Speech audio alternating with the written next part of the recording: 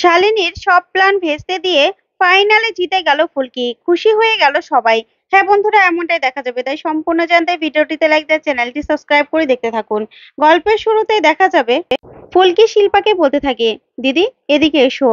আমার, জানো তো, আমার সাপোর্ট করার জন্য আমার দিদি ভাই, আমার ধানু দিদি, আমার তমাল দাদা, আমার পিয়াল দাদা সবাই মিলে আমার পাশে থাকতো। তাদের দেখলে আমি অনেকটা ভরসাও পেতাম, কিন্তু এখন তো ওরা এখানে নেই। তাই তুমি আমার ভরসা আজকে। তুমি আমার দিদি, তুমি শিল্পা দিদি। আজকে তুমি আমার ভরসা হয়ে থাকবে। তোমার থেকে আমি সাহস পাবো। তুমি আমার পাশে থাকবে তো? তখনই শিল্পা বলতে থাকে, হ্যাঁ ফুলকি, আমি আছি। তারপরে ফুলকি বলতে থাকে, স্যার আমাকে সোয়েটারটা পরিয়ে দিন। তখন রোহিত ফুলকিকে সোয়েটার পরায়। ওইদিকে শালিনী সবটা দাঁড়িয়ে দাঁড়িয়ে দেখতে থাকে আর হাসতে থাকে, আর মনে মনে বলে, ফুলকি যতই চেষ্টা করো না কেন, তুমি না কিচ্ছু করতে পারবে না।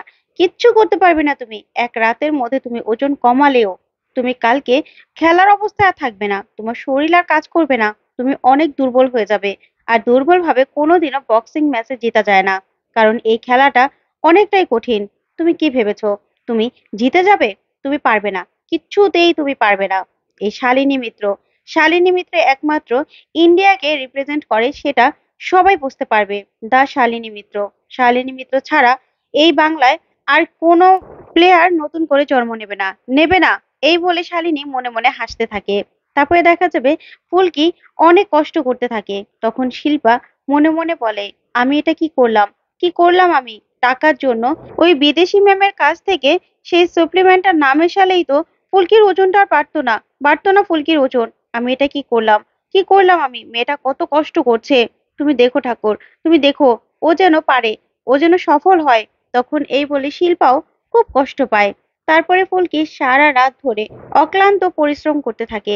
একসময় ফুলকির মাথা ঘুরতে থাকে, মাথা ঘুরে পড়ে যেতে লাগে। তখন রোহিত ফুলকিকে ধরে ফেলার বলতে থাকে, ফুলকি তোমার খুব কষ্ট হচ্ছে তাই না? খুব কষ্ট হচ্ছে? তখন ফুলকি বলে, না স্যার, আমার এই কষ্ট আমার কাছে কিছুই না। তারপরেও আমি দেশের জন্য লড়াই করব, দেশের জন্য আমি জিতবো। জিততেই হবে, আমাকে লড়াইটা আমাকে করতেই হবে। আমাকে যে খেলতেই হবে স্যার। এই বলেই ওজনটা আবার মাপে। তখন রোহিত বলতে থাকে, ফুলকি কমছে, অনেকটা কমে গেছে, অনেকটা কমছে। তুমি পারবে, আমরা পারবো ফুলকি। তখন ফুলকি আরো প্র্যাকটিস করতে থাকে, আরো দৌড়তে থাকে, আরো ঘাম ঝরাতে থাকে শরীরের। তারপরে দেখা যাবে ভোর হয়ে যায়। ভোর হয়ে গেলেই ফুলকির ওজন মাপতে আসে সবাই। তখনই ফুলকি চোখ বন্ধ করে মনে মনে বলতে থাকে, মা কালী গো, আমি তো সাহস পাচ্ছি না। আমি তো সাহস পাচ্ছি না নিজের ওজনটা দেখতে। তুমি দেখো, সব যেন ঠিক থাকে। আমি যেন দেশের জন্য লড়াই করতে পারি। আমি যেন খেলতে পারি। তখন এই কথা বললেই রোহিত সহ সবাই হাঁ করে তাকিয়ে থাকে। তখনই ফুলকি চোখ খুলে রোহিতকে ইশারা দিলে রোহিত নিজের ওজনটা নিজেকে দেখতে বলে। তখন তো ফুলকি ওজনটা দেখে খুব খুশি হয়ে যায়। তখন সবাই মিলে ফুলকিকে কংগ্রেচুলেট করতে থাকে আর বলতে থাকে, ফুলকি এক রাতের মধ্যে তুমি ওজন কমিয়ে ফেললে। বাহ, খুব ভালো কাজ করেছো, ওয়েল ডান ফুলকি, ওয়েল ডান। তখন ফুলকি খুব খুশি হয় আর বলতে থাকে, স্যার আমরা পেরেছি, আমি পেরেছি স্যার। আমি দেশের জন্য খেলবো, খেলবো আমি দেশের জন্য। তখন এই কথা বলে রোহিতকে জড়িয়ে ধরে ফুলকি। ওইদিকে শিল্পা মনে মনে বলে, যাক, অনেক বড় একটা বোঝা আমার মন থেকে নেমে গেল। আমি তো সারা জীবন আমি নিজেকে নিজে ক্ষমা করতে পারতাম না, টাকার জন্য শুধুমাত্র এরকম একটা কাণ্ড করতে পারলাম আমি। ছি ছি ছি, আমার লজ্জা হওয়া উচিত। ওই বিদেশি ম্যাডামের কথা তো আমি বলতেও পারবো না, বললেও তো আমার চাকরিটা থাকবে না। যাক, যা হয়েছে ভালোই হয়েছে। তখন ফুলকি এসে বলতে থাকে, শিল্পাদি তোমার কি হয়েছে? তুমি কি ভাবছো? তখন শিল্পা বলতে থাকে, না ফুলকি, আমি তো কিছু ভাবছি না। তখন ফুলকি বলতে থাকে, শিল্পাদি আমরা পেরেছি, পেরেছি আমরা। তুমিও তো আমাদের পাশে ছিলে, বলো আমরা পেরেছি। তখন শিল্পা বলতে থাকে, হ্যাঁ ফুলকি, তোমাকে কিন্তু জিততেই হবে, জিততেই হবে তোমাকে। তখন ফুলকি বলতে থাকে, হ্যাঁ আমি জিতবো, আমি খেলবো, আমি দেশের জন্য লড়াই করব। তখন রোহিত বলে, হ্যাঁ ফুলকি, তুমি দেশের জন্য লড়াই করবে। তারপরেই দেখা যাবে ফুলকি বসে আছে। তখন রোহিত আসে আর এসে বলতে থাকে, ফুলকি তোমার কি শরীরটা খারাপ লাগছে? কি হয়েছে তোমার? তখন ফুলকি বলে, না স্যার, খারাপ লাগছে না। তখন রোহিত বলে, আমি জানি তুমি তো সারা রাত ঘুমাওনি, তোমার হয়তো বা ঘুম পাচ্ছে, শরীর টায়ার্ড লাগছে, দুর্বল হতেই পারে। আমি জানি তো। তোমাকে চেয়ার আপ করার জন্য কারা এসেছে জানো? তখন ধানু, লাবু ওদেরকে ডাকলে সবাই মিলে চলে আসে। এসেই বলে, ফুলকি কি হয়েছে দেখো, আমরা চলে এসেছি তো। তখন ফুলকি উঠিয়ে দাঁড়াতে পারছিল না। তারপর লাবু বলতে থাকে, এ কি হাল হয়েছে ফুলকি তোমার? এ কি হাল হয়েছে? তখন রোহিত বলে, ফুলকি আমি জানি তোমার খুব কষ্ট হচ্ছে, কারণ সারা রাত ঘুমোওনি। কষ্ট তো হবেই, কিন্তু তুমি এটা ভাববে যে তুমি দেশের জন্য লড়াই করছো, তুমি ইন্ডিয়ার হয়ে লড়াই করছো। তোমাকে কিন্তু এই লড়াইটাতে জিততেই হবে ফুলকি, জিততেই হবে। তখন ফুলকি বলতে থাকে, হ্যাঁ স্যার, আমি কিছুতেই হারবো না, কিছুতেই না।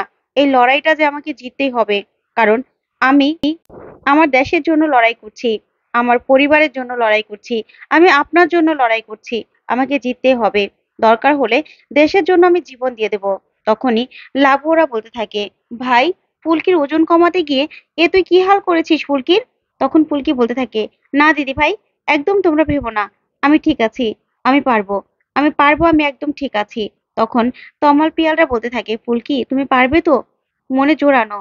তখন রোহিত ফুলকিকে বলে, ফুলকি, তুমি যখনই তোমার শরীর দুর্বল হয়ে যাবে, তখনই তুমি ভাববে যে তুমি ইন্ডিয়ার হয়ে খেলছো, তুমি দেশের জন্য লড়াই করছো, তোমাকে জিততেই হবে। তখন ফুলকি বলে, হ্যাঁ স্যার, আমি জিতবো, আমি জিতবো স্যার, আমাকে যে পারতেই হবে, আমাকে পারতেই হবে স্যার, চলুন। এই বলেই ফুলকি আর রোহিত বক্সিং রিং এর ওখানে যায়। তারপর রোহিত ফুলকিকে বলতে থাকে, এই ফুলকি, কি হয়েছে, কি হয়েছে তোমার? আমি জানি তোমার ঘুম ঘুম পাচ্ছে, শরীর খারাপ লাগছে, তাই তো? তখন ফুলকি বলে, না স্যার, আমার খারাপ লাগছে না, আমি ঠিক আছি, আপনি আমাকে নিয়ে একদম ভাববেন না।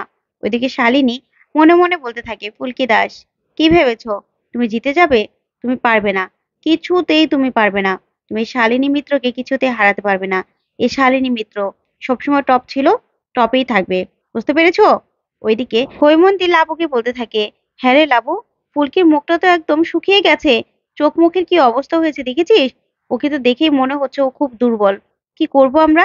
তখন লাবু বলতে থাকে, মা, ওর সাহস বাড়াতে হবে, আমরা এখান থেকে ফুলকি ফুলকি বলে চিৎকার করব, ওর সাহস জোগাবো, ওর মনে মনে সাহস পাবে তাহলে। তখন হৈমন্তী বলতে থাকে, আমাদের কি দেখতে পাবে ফুলকি? তখন লাবু বলে, তুমি চিন্তা করো না, ফুলকি ঠিক আমাদের দেখতে পাবে। তারপরেই তমাল পিয়াল হৈমন্তী সহ সবাই মিলে ফুলকি ফুলকি করে চিৎকার করতে থাকে। এদিকে ফুলকি মাথা তুলে ঠিকঠাক মতো দাঁড়াতে পারছিল না। তখন রোহিত বলে, দেখো কারা এসেছে, দেখো, তুমি না এদের দিকে তাকাও, তোমাকে সাহস করতেই হবে ফুলকি। তখন ফুলকি বলতে থাকে, হ্যাঁ স্যার। তারপরে সবার দিকে তাকিয়ে হাসতে থাকে ফুলকি। তখনই ফুলকিকে অনেক কথা বলতে থাকে রোহিত। ওইদিকে শালিনী মনে মনে বলতে থাকে, আজকে ফুলকি দাস গোহারা হারবে। আর সবার চিৎকার বন্ধ হয়ে যাবে, রায়চৌধুরী বাড়ির চিৎকারও বন্ধ হয়ে যাবে, আর রোহিতেরও ফুলকি ফুলকি করা বন্ধ হয়ে যাবে আজকে। সবকিছু বন্ধ হয়ে যাবে, সবকিছু শেষ হবে, শেষ হবে আজকে। এই শালিনী মিত্রের সঙ্গে টক্কর নেওয়া এত সহজ? কিছুতে পারবে না ফুলকি, কিছুতেই না। তখন ফুলকিকে রোহিত বলতে থাকে, ফুলকি, তুমি তোমার লক্ষ্যের দিকে তাকাও, তোমাকে খেলতে হবে। ঠিক তখনই দেখা যাবে প্রথম রাউন্ড শুরু হয়ে যায়। তখন রোহিত ফুলকিকে বলে, ফুলকি, এবার এবার উঠে দাঁড়াবে, তোমার যখনই ক্লান্ত লাগবে তখনই কিন্তু তুমি দেশের কথা ভাববে, ঠিক আছে? তোমাকে হেরে গেলে চলবে না। তখন ফুলকি বলে, ঠিক আছে স্যার, আমি ঠিক আছি, আপনি ভাববেন না। তো বন্ধুরা, ফুলকি কি পারবে এবার সত্যি জিতে যেতে ফাইনালে? তোমাদের কি মনে হয় কমেন্ট করে জানাও। ধন্যবাদ।